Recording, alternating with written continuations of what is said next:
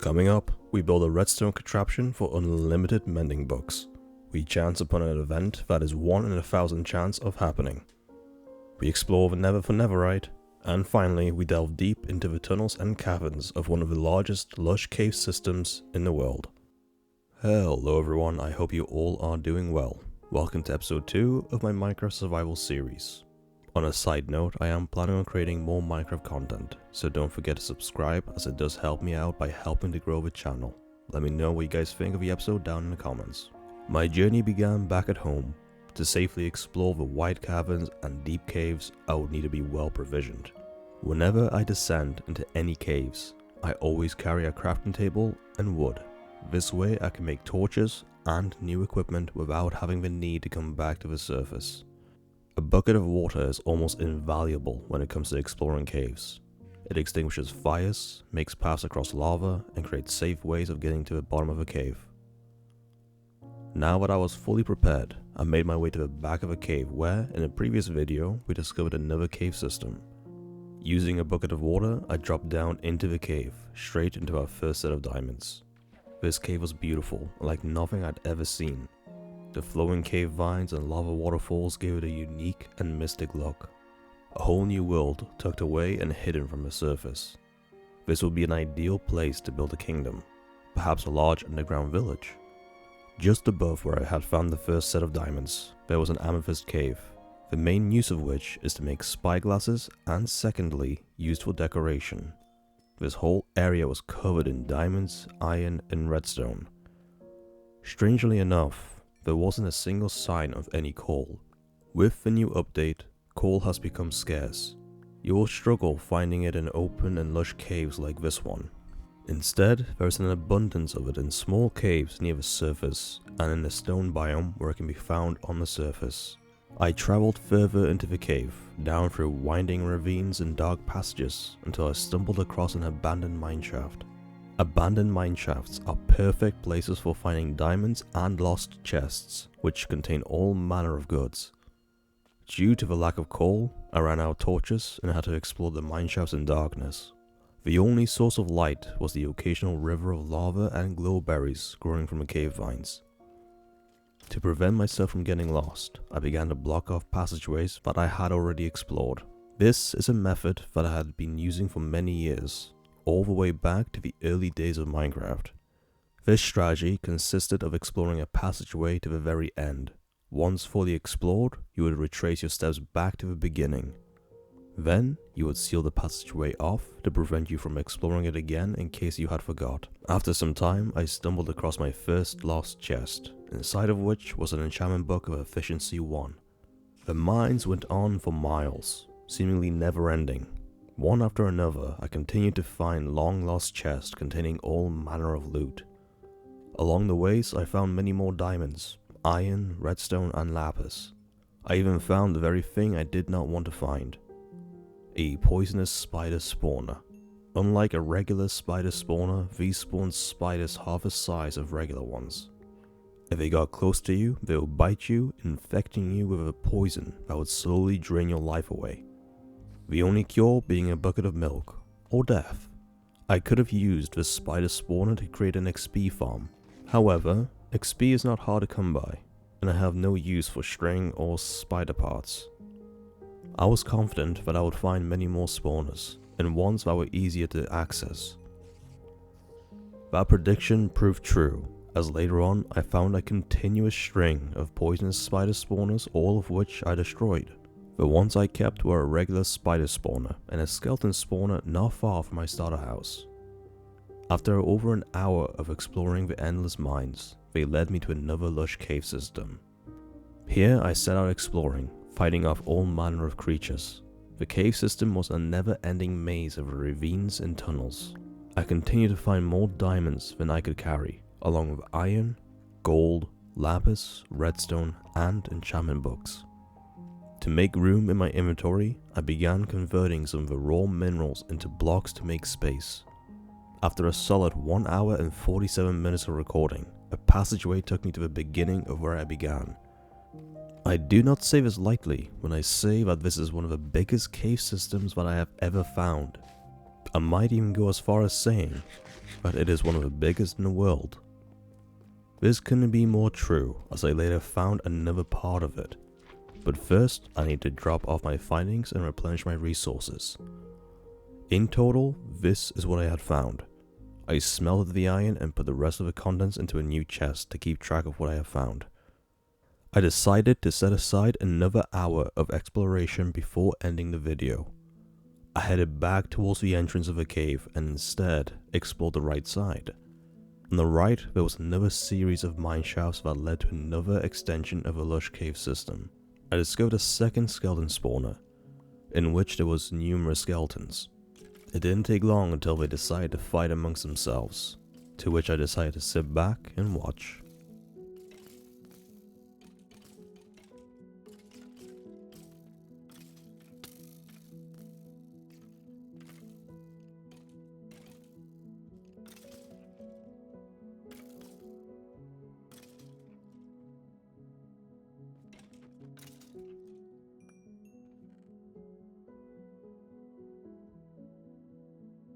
Deep underground, I discovered vast lava lakes and flooded caves, some of which contained hidden loot.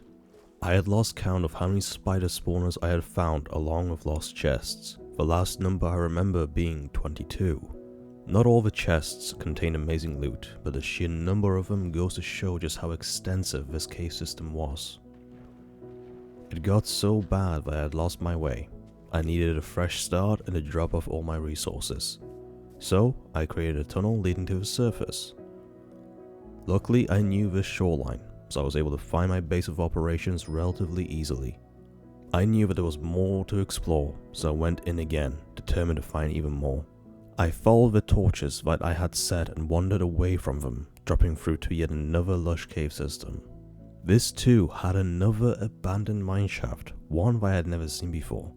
These walkways contained half a dozen chests and even more tunnels leading to spider spawners and resources.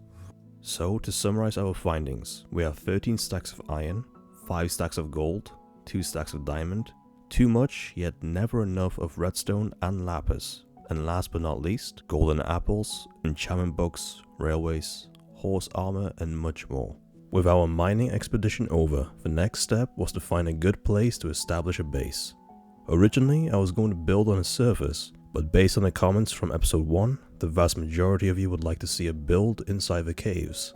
So I set out back into the tunnels where I could begin to form a plan. I decided to build right in the first cave that we found, so here are some of my ideas. The cave is tall and wide, plenty of space to build in. We could expand the walls and make plenty of room for houses. We could build the houses into the walls of the cave, or build actual houses out in the open to make it seem like a hidden lost world forgotten by time. I could keep the lava lake, as it does add gloom to the atmosphere, or completely replace it with water and create a whole ecosystem. This ecosystem would go well with the cave vines flowing from the ceiling as natural light.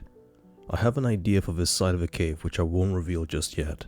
All I will say is that my inspiration will come from Lord of the Rings and The Hobbit. This is going to be a big project, one that will take a lot of resources and time. To make sure it doesn't take too much time, I will first need to prepare. I headed across the sea to the coastal village. In order to get the best equipment, I would need netherite. The best way to mine it is to use beds. Placing one in the nether causes the area to explode, and since netherite is immune to fire and explosions, it will be quicker than mining. For beds, I will need to make a temporary sheep farm. On top of this, I want to enchant my tools with mending so that I will keep them forever. For that, I would need a mending villager. First, I gathered some sheep and put them in the pen inside the village. Whilst working on getting mending books, the sheep would be generating wool. I built a small farm on the side to make wheat to breed the sheep into larger numbers. For the villagers, I would need to create a librarian that traded in mending books. The best way is to create a job block using a lectern. If the villager didn't have the book that you desired, you can destroy the lectern and replace it in the chance to get a different trade from the librarian. I created a redstone system that had a lever on the right and the left side. These were attached to 2 redstone trails that powered 6 pistons. Then I went around and began to destroy all the existing job blocks so that they wouldn't interfere with the project. From here, I made one-way systems made from easy to destroy blocks. I used these to push the villagers into the designated areas where I trapped them behind a lectern. Once all of them were established, I would simply move a lectern, then check the trade. If they didn't have the books that I desired, I would move a lectern and get a different trade roll. Unfortunately, I must have left the job lock somewhere as one of the villagers refused to become librarian. I later discovered that one of the villagers that I had buried had accepted this job. Very often, if I can't secure a villager inside a house, I will bury them so the zombies don't get to them. After 6 minutes and 57 seconds, one of the villagers finally got a mending book. I decided to take a break and explore the surrounding village. I found a river and began to follow it, where I chanced upon a drowned with a trident. This is where the 1 in 1,000 possibility happened. I killed the drowned that held a trident which dropped. Only a couple of seconds later, I found a second drowned that also dropped a trident. Then, a third drowned. I couldn't believe my luck that I got 3 tridents in a row. It's definitely something that you don't see very often, especially without a drowned farm. These tridents will definitely come in handy later on. I continued up the river, into an ice biome where I found a village. There wasn't much loot inside, but I still made it safe by trapping as many villagers as I could. I collected as many of the job blocks as they had for my own village, and even found a house full of books. These books will come in useful once we build an enchantment table. Once back in the coastal village, I traveled to the Lush Caves to collect obsidian for a nether portal. Eventually, I will build a portal in the future kingdom, but for the time being, I didn't want this one to interfere with any of my builds. So, I built it inside the coastal village. Once built, I made my way into the nether where I spawned directly on Y level 15, the best level to be on for netherite. My method is simple: place a bed, take a few steps back, place a block in front of you, crouch behind a shield, and try to sleep in the bed. This will cause the bed to explode. The block and the shield help to block the damage from the explosion. By using this method, I began to strip mine my way forward in the search for netherite. I continued to do this for the next 30 minutes. Each time I ran out of beds, I simply exited, gathered more wool, and went back inside with a fresh supply. This is what the tunnel looks like after I ran out of beds. Half an hour and 42 beds later. Overall, I gathered 4 stacks of quartz, a stack of glowstone, 5.5 stacks of gold nuggets, and 21 pieces of netherite, which is enough for 5 netherite ingots. What I plan on doing before the next episode is extending the tunnel a little further to get some more netherite for my armor. So this episode was entirely narrated. What I tried to create was a story that you guys will be able to watch and enjoy and be a part of. Let me know down in the comments what you guys think about this episode. If you enjoyed the video, then please hit a like, and do not forget to subscribe to not miss out on episode 3 of this series. Thank you for watching, and I'll see you guys next time.